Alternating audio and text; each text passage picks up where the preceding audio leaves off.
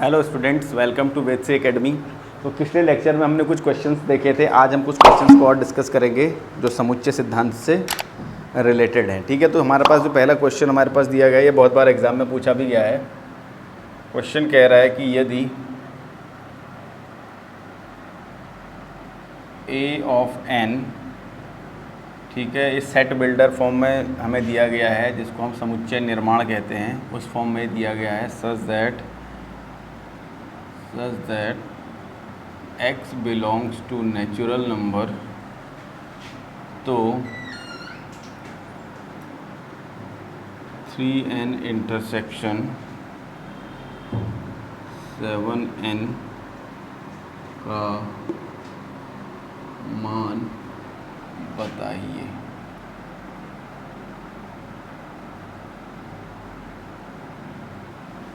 तो ये क्वेश्चन हमें दिया गया है कि हमारे पास कह रहा है कि यदि a into n equal to क्या है, एक समुच्चय निर्माण की विधि है। क्या कह रहा है, a ऑफ x है, जहाँ पर x किससे बिलोंग करता है, प्राकृतिक संख्याओं से। तो कह रहा है जो 3n और अगर 7n, अगर कह रहा है, कहना क्या चाह रहा है कि अगर इसमें इस a को हम एक बार 3 रखें और एक बार 7 रखें और उन दोनों समुच्चयों का उभयनिष्ठ निकालें, तो कह रहा है उसका मान क्या निकल के आएगा। ठीक हो गया, तो इसको हल करते हैं। तो जब इसको हल करेंगे तो सबसे पहले हम क्या लिखते हैं कि जो हमें दिया गया है, क्या दिया है कि A N equal to A X such that X belongs to, ये हमें दिया गया है। ए इक्वल टू सबसे पहले क्या रखना है, 3। ए इक्वल टू 3 रखने पर तो ये क्या बन जाएगा, 3 रखने पर जो आ जाएगा वो क्या आ जाएगा, 3n equal to 3x such that x belongs to natural number. ठीक हो गया। तो 3n क्या है, देखो 3n अगर हम निकालेंगे तो 3n में मतलब n क्या है, नेचुरल नंबर 1, 2, 3, 4, 5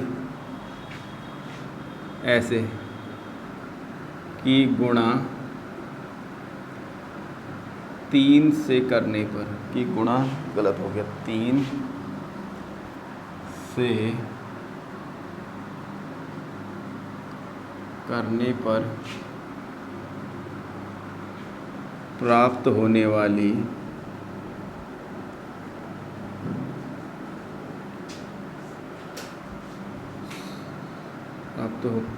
वाली संख्याओं का समुच्चय, प्राप्त होने वाली संख्या का समुच्चय। ठीक हो गया। तो ये 3n का मतलब अगर हम लिखेंगे तो 3n में हमारे पास क्या निकल के आएगा, 3 से मल्टीप्लाई करेंगे, 3, 6, 9, 12, 15, 18, 21, 24, 27, 30, 33 और ऐसे ये ऐसा एक समुच्चय हमारे पास आएगा। ठीक हो गया, जब हमने ये रखा। अगला हमसे क्या कह रहा है कि 7n, a इक्वल टू 7 रखने पर, जब a इक्वल टू 7 रखने पर तो 7n हमारे पास क्या आएगा, प्राकृतिक संख्याएं 1, 2, 3, 4 में 7 की गुणा करने पर प्राप्त होने वाली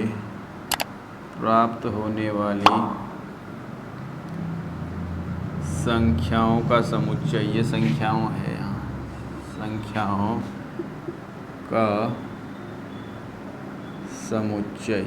ठीक हो गया। तो वो समुच्चय क्या निकल के आ जाएगा, 7 से मल्टीप्लाई करेंगे तो 7, 14, 21, 35,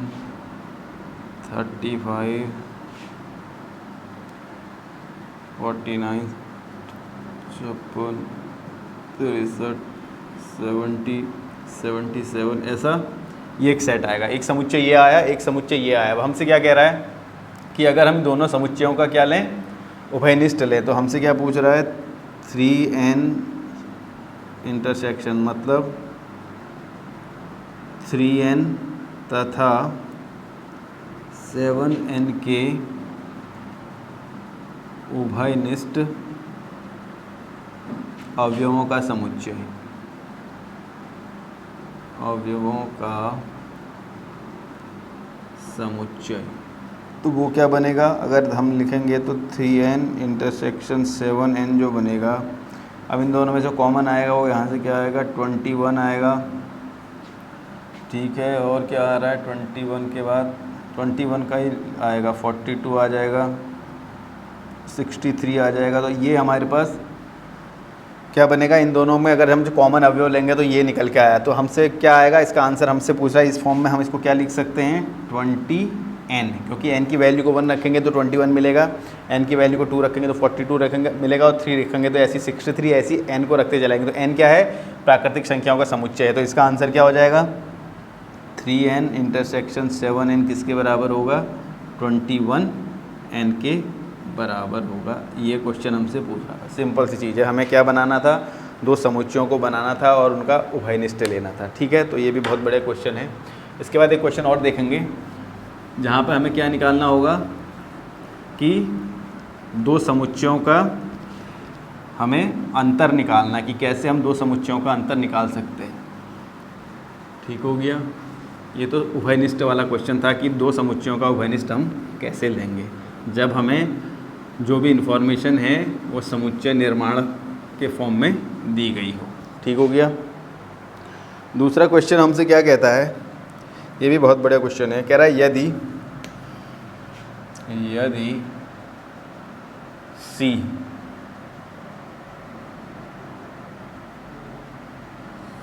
सम्मिश्र, यदि C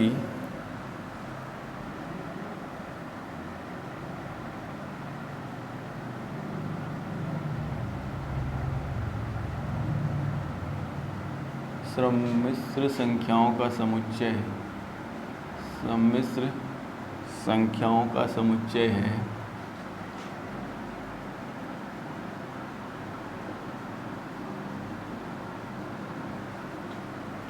तथा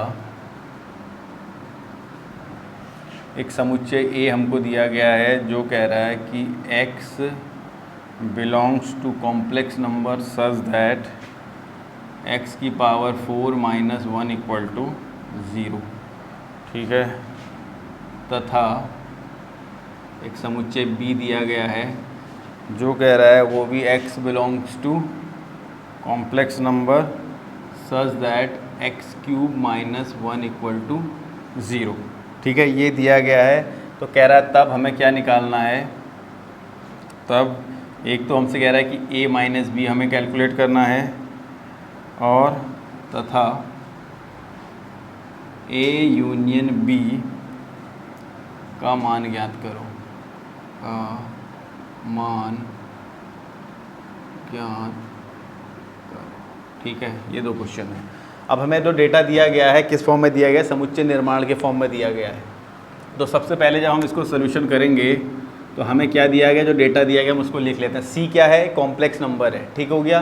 तो A x जो बिलोंग कर रहा है कॉम्प्लेक्स से कर रहा है, और वहाँ भी B में भी जो x बिलोंग कर रहा है किससे कर रहा है, कॉम्प्लेक्स नंबर से। तो A माइनस बी, तो सबसे पहले हम लिख लेते हैं जो डेटा हमें दिया है। A हमें क्या दिया गया है, x belongs to such that x की पावर 4 माइनस 1 इक्वल टू 0, और जो दूसरा डेटा दिया गया है वो क्या दिया है, x belongs to this such that x cube minus 1 equal to, ठीक है। तो अब पहले हमें इसको क्या लिखना पड़ेगा, इसको पहले हमें तालिका रूप में लिखना पड़ेगा। A को, ये भी एक समुच्चय है, ये भी एक समुच्चय है, इन दोनों को तालिका रूप में लिखने के बाद फिर हम उन दोनों का A माइनस बी निकालेंगे और A यूनियन B निकालेंगे। तो सबसे पहले हम क्या करते हैं कि A को समुच्चय, तो हमारे पास A दिया है कि ये क्या दिया है कि A जो है वो क्या दिया है, x belongs to C such that x की पावर 4 माइनस 1 इक्वल टू 0। तो इसको हम जब सॉल्व करेंगे, इसके जब हम क्या निकालेंगे, मूल निकालेंगे, यहीं पर निकाल लेते हैं। x की पावर 4 माइनस 1 के जब हम मूल निकालेंगे तो कैसे निकालेंगे, ये 0 हो गया,